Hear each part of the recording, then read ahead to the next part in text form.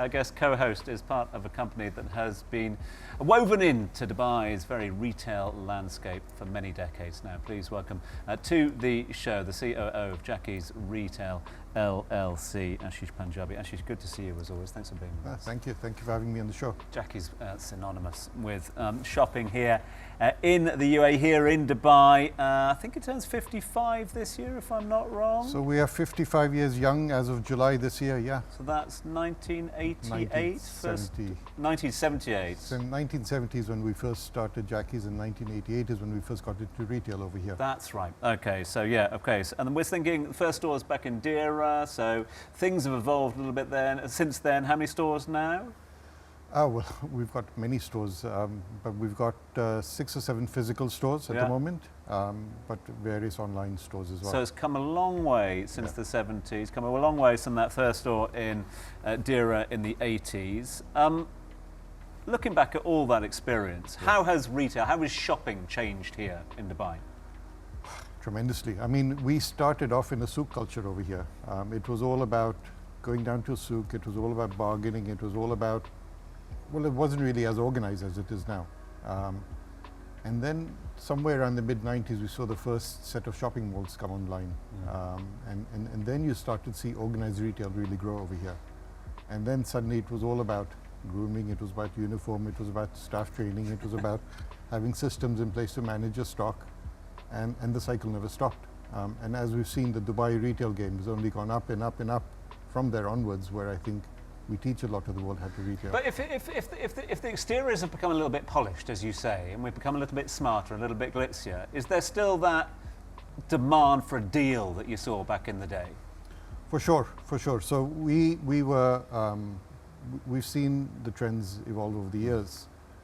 But I think because we also live in a city where there is always promotions happening, we've always got consumers coming in and pressing us and saying, what next, what next? And if this was the city which used to have Jacky Shopper back in the day, if you remember. Yeah, of course. Where shoppers would come in with a bag and we would put in the laptop and they'd keep the bag open and say, okay, what else is going in the bag?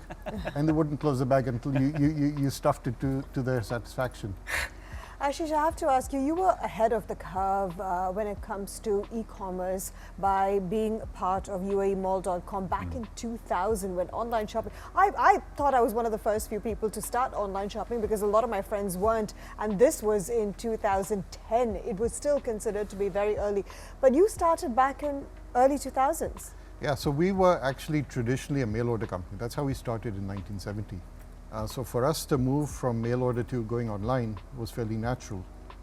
So we went from actually printed catalogs to having an online catalog at the same time. And that's where the transition sort of happened for us in 2000 with our own e-commerce, and then we started working with probably the first marketplace at the time, which is UAEmall.com as well. So we've certainly seen in terms of where it's come in, because we were at a stage where payment gateways didn't quite exist, delivery didn't quite exist. You didn't have there, it was about where's the nearest landmark and a delivery driver trying to figure out how to get to you. And we're in a much more organized setup today.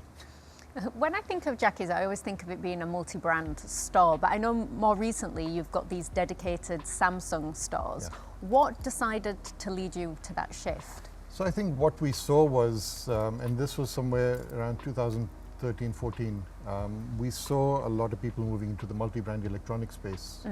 And a lot of people who were solely brand distributors now going into multi-brand. And we sort of saw the brand experience get diluted at that time. And we said, why don't we go the other way and work on the experience? Because I think while price and promotions are important, the shopping experience is actually what drives more than anything at that stage. And then we came to an agreement with Samsung to start running stores for them. So we run the store in Mall of the Emirates or Deira City Center, for example. And from that, we started to see their sales grew with us, but their sales across the malls also started to grow, because you had even a sort of showrooming effect where people would come in and they would see the product and they would see exactly what it is. And it wasn't about a merchandiser coming in the way from another brand and saying, let me show you this, let me show you that. If you know what you want, you're focused on that discussion, and we give you the best possible service. Amazing. Shish, what about I think we've all got past the point now that, everyone said that e-commerce would be the death knell for bricks and mortar shopping, especially in this part of the world. There's always going to be that space. I think we'll all agree that any brand worth its weight, or any shop, needs to have a sweet spot between bricks and mortar and online. Where do you sit on the sort of balance between the two? I mean, it's been fascinating to watch it happen. And what we actually saw here during COVID is both online and offline both grew. Yeah. So we saw physical retail grow because I think people were just frustrated and wanted to get out. And one of the few places they could get to was shopping malls. And I think this was, again, kudos to Dubai. We opened up within a month, and we made sure it was a safe shopping environment. So people had that. At the same time, we saw the online channels grow as well, as it happened when everything was work from home, study at home, school at home, exercise at home. So we did see that trend for sure at that stage.